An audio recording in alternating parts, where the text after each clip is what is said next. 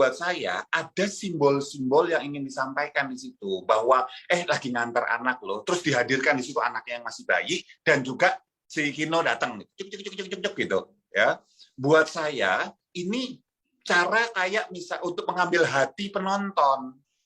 Ini sama dengan kayak koruptor tiba-tiba pakai kerudung sama pakai peci.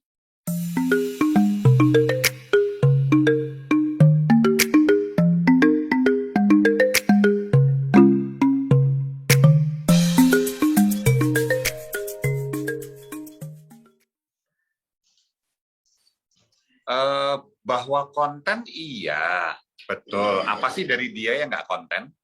Kan gitu ya. Kalau misalnya nggak mau konten, istilahnya ya nggak usah diambil, nggak usah diposting. Ya udah marah-marah kayak manusia kebanyakan marah-marah aja. Gitu kan simple. Kalau diposting namanya ya konten titik. Gitu. Apakah kemudian responnya dia marah beneran? Dia marah beneran, dia kesel. Mukanya kelihatan capek memang gini, kelihatan capek apa enggak itu kan persepsi kemudian ya. Tapi yang jelas bahwa Baim terlihat terganggu, terlihat marah, iya. Kelihatan. Jelas. Dan masih terlihat kesal, gininya tegang nih bagian sininya dia, pipi bagian samping kanan kiri bibirnya itu kelihatan tegang. Terus matanya glaring gitu. Itu sampai dia pas bagi-bagi duit ke ojol-ojol itu masih kelihatan memang dia marah. Jadi kalau ditanya apakah itu beneran? Beneran. Tapi apakah itu konten? Ya konten, dijadiin konten sekalian. Kan lumayan ya, daripada marah-marah doang nggak jadi apa-apa, ya jadi duit kan lu boleh gitu, nggak salah. Gitu. Oke Mas Giri, terlepas ini sekalian konten Mas gitu kan, terlepas sekalian konten dari ada gurat kecewa atau takut gak sih Mas dari si kakek itu sendiri Mas? Kakek Suhut namanya. Kakek Suhutnya itu lebih terlihat dia sedih sih.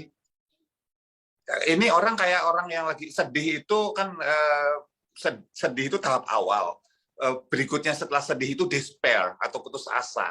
Nah, saya nggak tahu apakah dia putus asa karena satu hal atau tidak, tetapi dia itu sedih. Nah, yang perlu saya garis bawahi di sini, kakek ini sebetulnya tidak minta-minta kalau buat saya berdasarkan video yang singkat itu.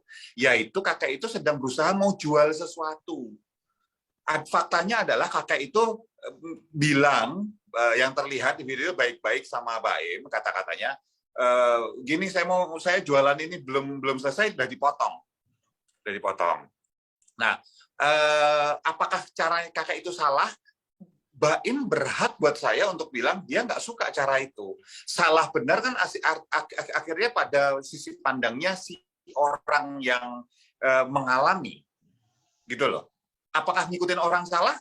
Ya nggak juga kalau kita misalnya jalan kemana gitu ya, ke sebuah tempat pariwisata, kan banyak sekali tempat di Indonesia kita diikutin banyak orang gitu ya, berjualan, dikejar-kejar gitu. Apakah cara itu salah? Buat saya, kalau buat saya yang jalan, ya buat saya cara itu salah. Tapi buat orang setempat, ya itu yang cara dia tahu supaya bisa jualan, dapat barangnya kejual gitu loh. Cara yang dia lakukan buat saya nggak bijak.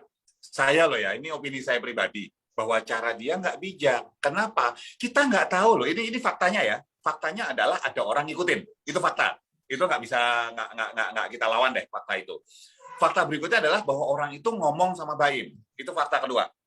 Fakta ketiga adalah dia berusaha menunjukkan sesuatu yang kantong plastik warna hitam di motornya yang kemudian dipotong langsung oleh Baim. Itu fakta ketiga. Nah, kemudian berdasarkan fakta-fakta ini kita melihat bahwa Baim langsung berkesimpulan bahwa orang ini ngemis, bahwa orang ini minta duit, bahwa orang ini caranya salah menurut dia. Itu opini yang opininya Baim. Gitu. Nah, apakah kemudian Bapak itu jadi salah dan Baim itu pasti benar? Jawabannya tidak. Belum tentu Baim salah dan belum tentu Bapak ini tidak benar. Maksudnya apa? Gini, kita nggak tahu loh kondisi Bapak ini sedang dalam misalnya contoh sebetulnya sakit berat apa enggak. Kita nggak tahu. Yang menyebabkan dia nggak bisa misalnya jadi ojol misalnya. Kita nggak tahu apakah motornya itu motornya dia sendiri atau bukan. Yang syarat untuk ojol bisa jadi itu motor pinjaman, berusaha setengah mati untuk bisa dapat pinjaman motor dan kemudian bisa ngejar untuk jualan ke Baim Wong. Gitu. Yang harapannya mungkin begitu viral, kemudian Baim, teman-teman semuanya bantu ya larisin Bapak ini. Kan biasa ya kalau konten kayak gitu ya. Iya. Dibantu larisin gitu ya. Terus ditanya, Bapak jualan setiap hari apa enggak? Gitu. Oh, setiap hari di daerah mana? Terus dia sebut daerahnya. Terus disebut gitu. Teman-teman, kalau lewat daerah sini, lewat apakah daerah misalnya daerah mana lah segala macam gitu, di daerah Jakarta atau Depok atau Bogor atau manapun, berharap kemudian orang nanti lewat situ bantuin. Kan bisa jadi seperti itu harapannya. Kita nggak tahu loh, kita jangan langsung menghujat caranya Bapak ini, tapi juga nggak bisa langsung menghujat Baim. Kenapa? Kita nggak tahu Baimnya juga lagi kondisi. Kita fair ya. Dua pihaknya harus fair. Oke. Jangan kemudian mentang-mentang Baim orang kaya, terus orang yang sini nggak punya, kemudian Baim yang salah. Ya nggak fair juga gitu loh. Apakah orang yang nggak punya nggak bisa salah? Apakah orang kaya pasti benar terus? Kan juga enggak. Gitu. Kita fair pada dua belah pihak ya. Si Bapak ini kita nggak tahu kondisinya, Baim kita nggak bisa tahu kondisinya. Dikit bisa lebih bijak, jangan kemudian di depan Bapak itu kemudian bagi-bagi duit terus bilang, gini kerja. Kalau saya boleh ngomong sama Baim, saya akan ngomong sama Baim. Kita nggak tahu loh, iya, waktu Baim klarifikasi, dia bilang kalau kamu berada di posisi saya, kamu pasti beda banget nih. Ya, coba sekarang kita di posisi Bapak itu juga gitu loh. Iya kan? Kalau mau fair gitu dong. Ya, untuk Baim gitu. Mau fair kayak gitu juga. Lu klarifikasi bilang bahwa coba di posisi saya. Kita ngerti kok posisinya, bisa lagi capek, bisa lagi segala macam nah.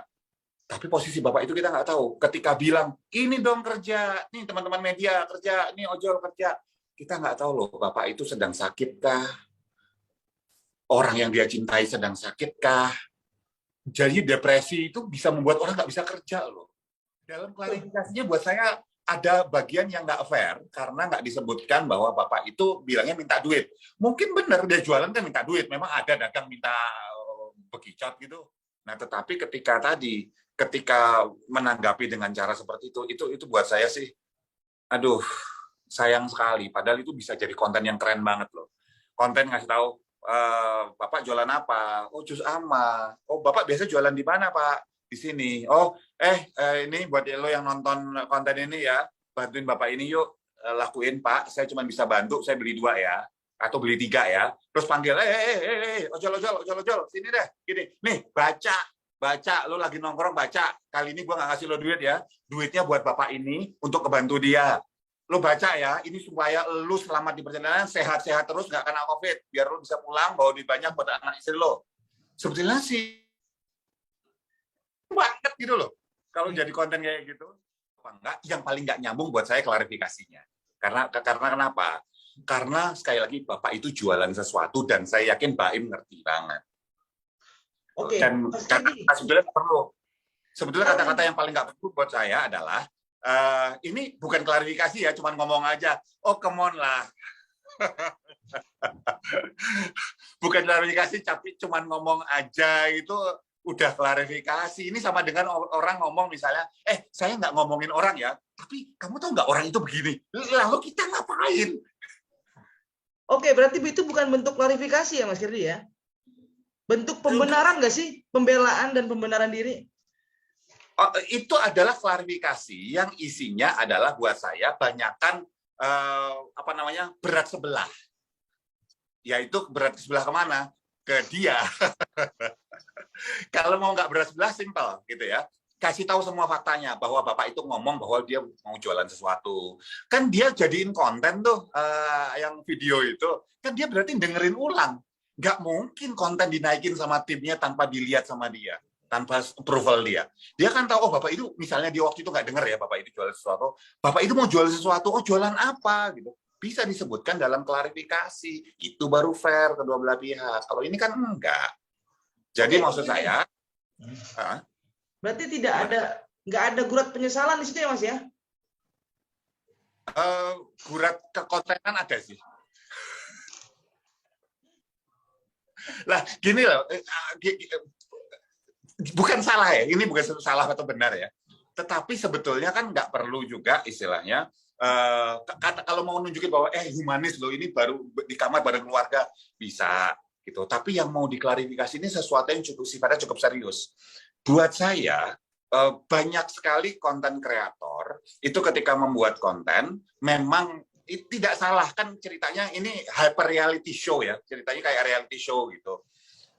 seolah-olah ada keluarga segala macam. Tetapi kalau buat saya ada simbol-simbol yang ingin disampaikan di situ bahwa lagi ngantar anak loh, terus dihadirkan di situ anaknya yang masih bayi dan juga si Kino datang cuk cuk cuk cuk cuk, cuk gitu ya.